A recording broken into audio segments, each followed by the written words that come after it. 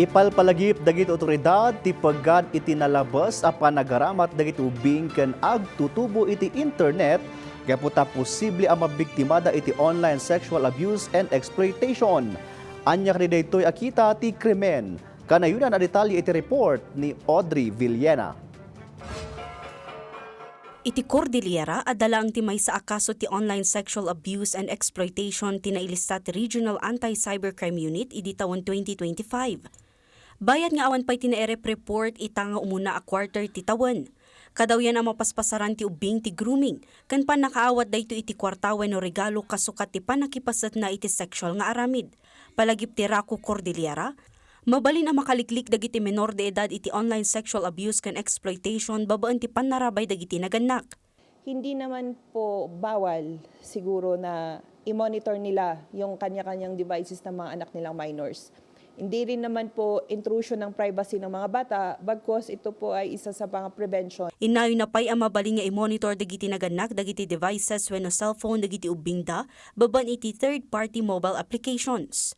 Kadawyan mat a senyales a biktima ti may sa menor de edad iti online sexual abuse ti panagpupok na iti kwarto, panangputod iti komunikasyon iti sabali a tao, kan ti panagfocus na lang iti digital device.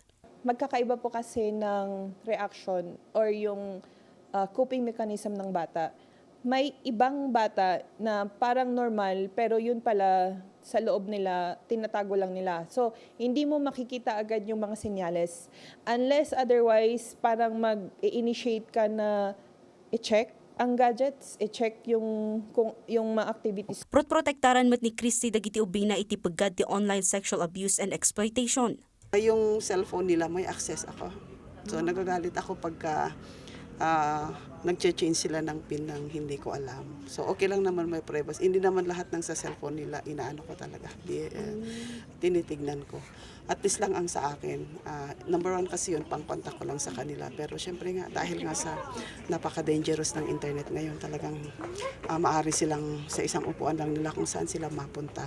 Saan pa imot nga impaayan ni Marilyn dagiti apuna iti bukod da gadget? Tapno maliklikan dagiti delikado kan makapadak sa websites kan applications. Pagpagakakin yada nga kwa, haan nga basta-basta ti bibuyaan da ijay cellphone kasi I could not deny na nalaing damot nga putikot ti gadget. Kastamot ti 30 apo tatauray no iparparin tayo nga ikat nalalaing dan tupay nga agputikot ti cellphone. Audrey Villena, para iti Pambansang TV, iti Baro, a Pilipinas.